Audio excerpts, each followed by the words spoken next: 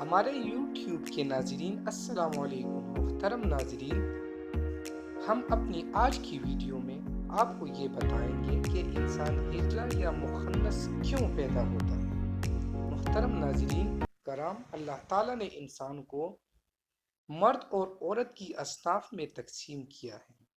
قرآن پاک میں ارشاد ہوتا ہے، سورہ شورى آیت نمبر 49 تا 50، اللہ تعالیٰ زمین اور آسمان کی بادشاہی کا مالک ہے، جو کچھ چاہتا ہے پیدا کرتا ہے، جو چاہتا ہے لڑکا دیتا ہے، جسے چاہتا ہے لڑکی دیتا ہے، جسے چاہتا ہے لڑکیاں ملا جلا کر دیتا ہے، جسے چاہتا ہے بانجھ کر دیتا ہے، جو سب کچھ جانتا ہے اور اللہ ہر چیز پر قادر ہے۔ اللہ تعالیٰ غفور الرحیم ہے اور جو چاہتا ہے وہ کرتا ہے، لیکن وہ کسی پر ظلم نہیں کرتا۔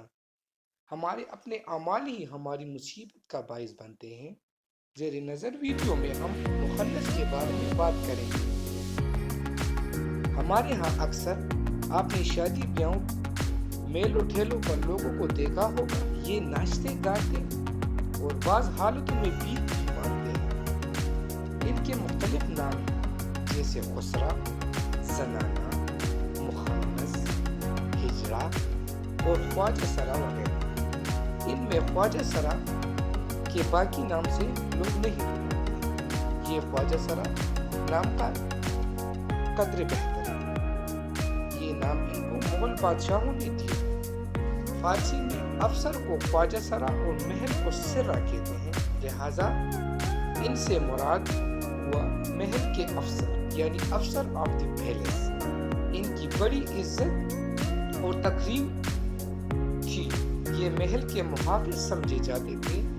پھر گردش زمانہ نے ان کو گلی گلی ناچنے اور تحقیق کا مجسم بنا کر رکھ دیا۔ سوال یہ ہے کہ یہ پیدا کیسے ہوتے ہیں؟ طبی نقطہ نظر سے یہ کروموسوم جو ایکس اور وائی میں تقسیم شدہ ہوتے ہیں اور جو مرد اور عورت کی کمی کا باعث بنتے ہیں، جب ان میں توازن برقرار نہیں رہ جاتا تو پھر مخنث کی پیدائش ہوتی ہے۔ لیکن اسلامی نقطہ نظر سے اس سے تھوڑا سا مختلف ہے۔ امام ترسوسی اپنی کتاب حضرت ابن عباس سے ایک روایت نقل کرتے ہیں۔ حضرت ابن عباس رضی اللہ تعالیٰ عنہ نے ہجرے کو جنات کی اولاد قرار دیا ہے۔ کسی نے حضرت عباس رضی اللہ تعالیٰ عنہ سے دریافت کیا کہ یہ کیسے ہو سکتا ہے؟ آپ رضی اللہ تعالیٰ عنہ نے فرمایا، اللہ تعالیٰ اور اس کے رسول صلی اللہ علیہ وسلم نے آدمی کو حالت حیض میں عورت سے مجامت کرنے سے منع کیا ہے۔ جب انسان حالت حیض میں بیوی کے پاس آتا ہے تو شیطان عورت کی طرف آدمی سے پہلے پہنچ جاتا ہے، یعنی مجامت کرتا ہے، اور جب عورت حاملہ ہو جاتی ہے تو اولاد ہجرہ پیدا ہوتا ہے۔ محترم ناظرین، اگر آپ کو ہماری ویڈیوز پسند آئی ہوں تو لائک کیجئے، سبسکرائب کیجئے تاکہ ہم آپ کے لیے بہترین ویڈیوز لا سکیں۔ شکریہ، اللہ حافظ۔